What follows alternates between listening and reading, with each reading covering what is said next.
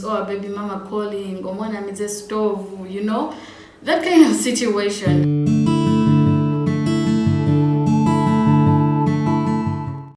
Hello guys, welcome back to my channel. For this one you're here, Stesh is my name, and today we are going to be discussing the topic of dating in Kampala.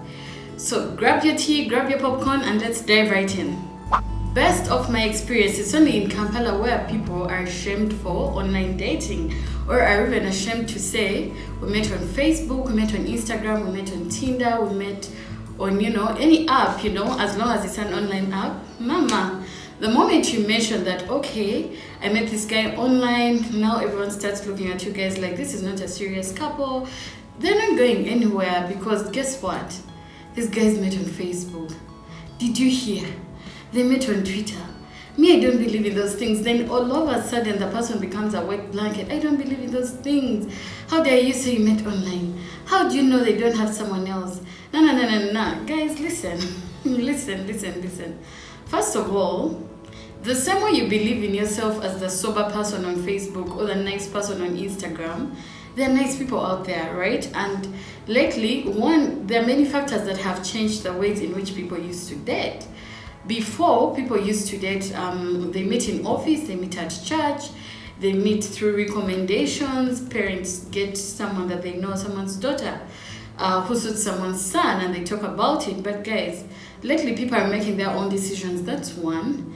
Then two, who tells you that a relationship of two people who met online cannot work? Listen, it's very, very shameful to believe that the only relationships that last are the ones where we met at church, shook hands, give ourselves a Christian hug, and therefore we are going to get married, make 10 kids, and teach them how to make sweaters. So I've met very many nice people online, some through Facebook, some through IG. Even when it wasn't for the purpose of dating, there are people have been able to do with business online. Some people have never seen you, but they trust you with their money, trusting that you're going to send them a product.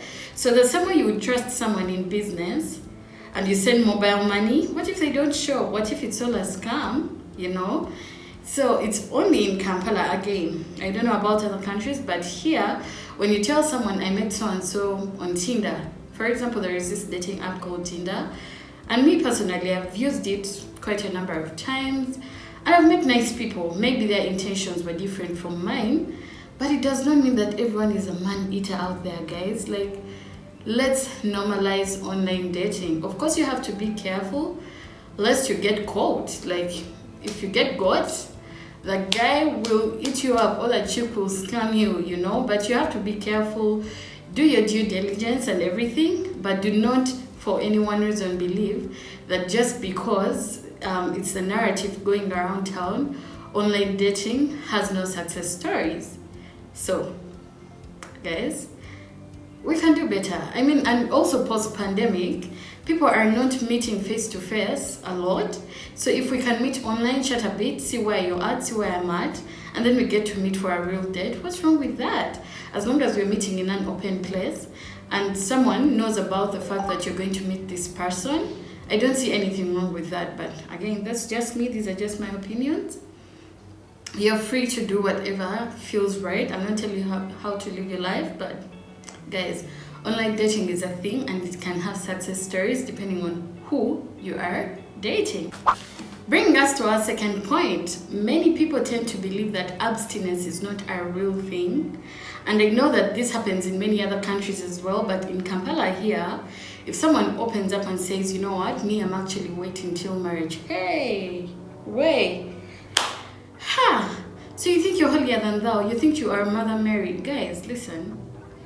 Personally, from my background as a Christian, as a believer, I've always believed that, you know what, sex after marriage is okay, you know. Yes, you can get to meet people, get to understand who they are, get to know about them and everything, without necessarily expecting that it's going to now end up in the shits, you know.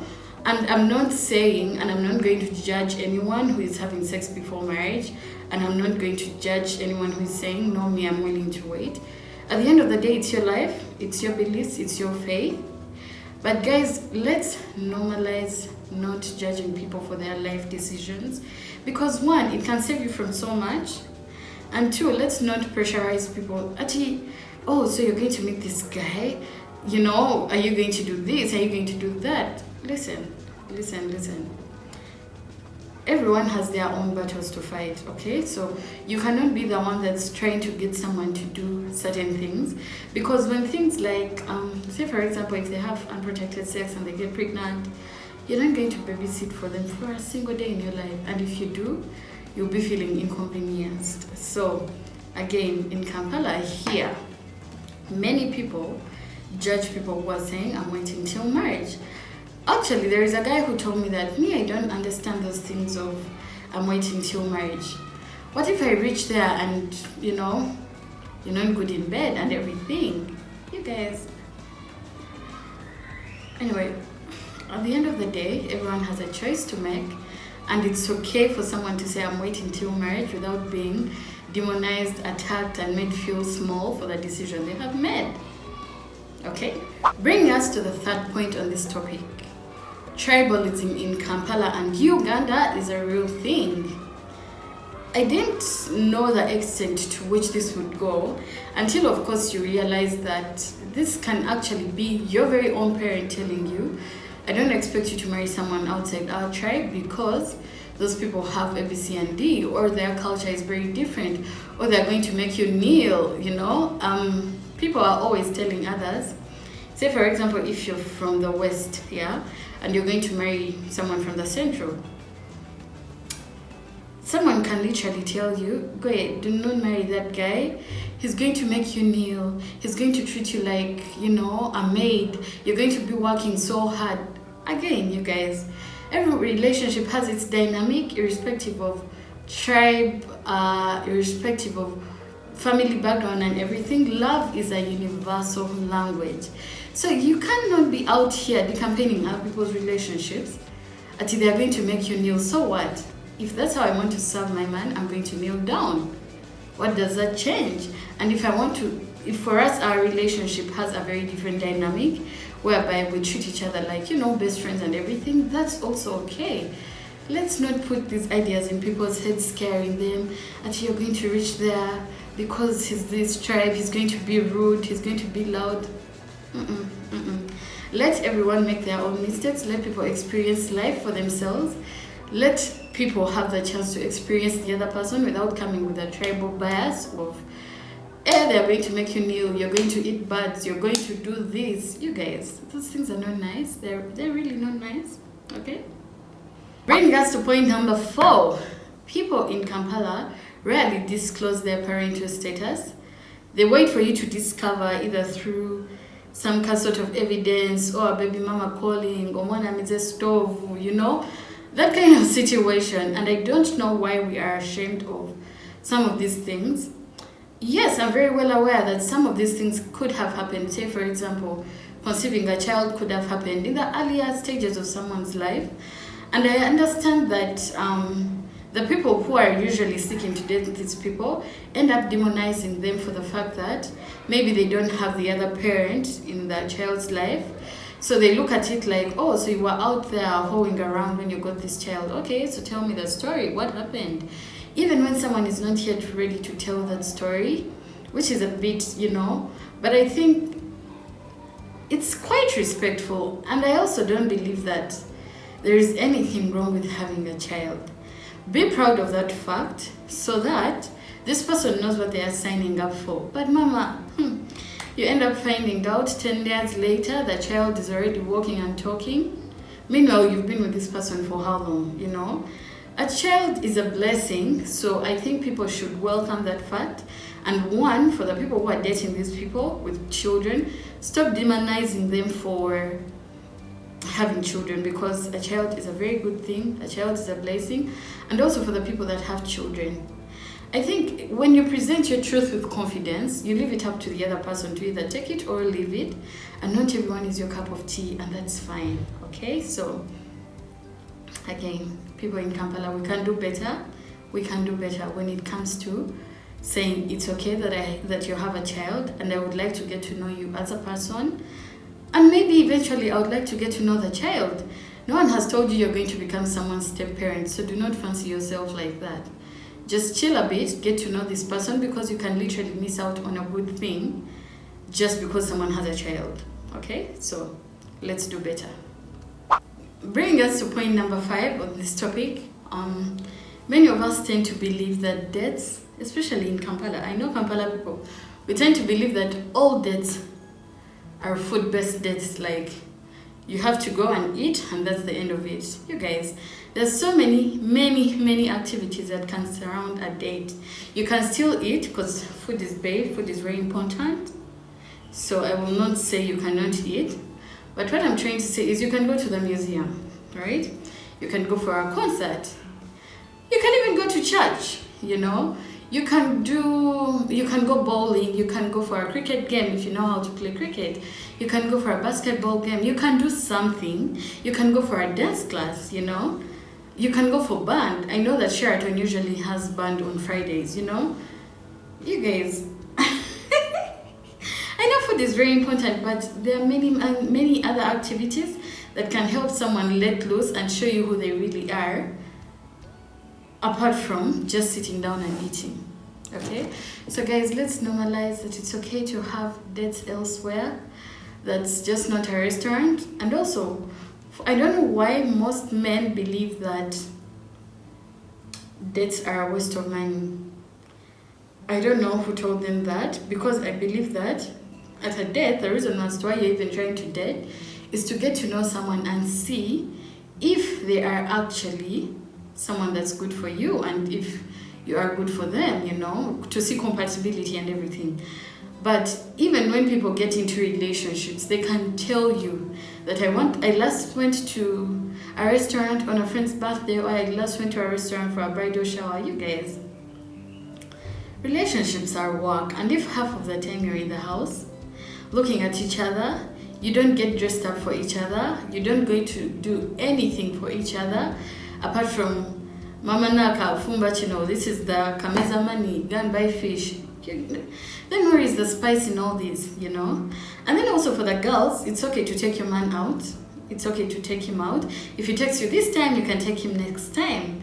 And treat yourselves. You can go to the spa, banana spa dates.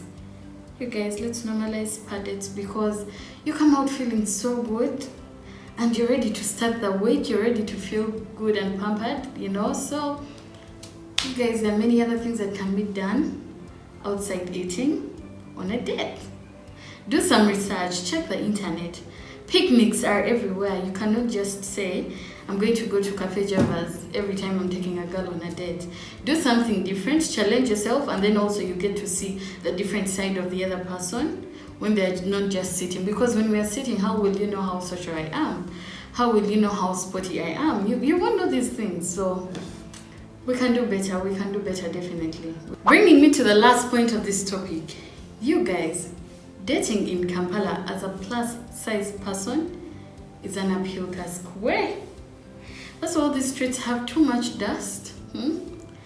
Hey, Kampala is such the ghetto. Because, first of all, you know, even when a guy likes you because of your size and how nice you look, do you know how they communicate that?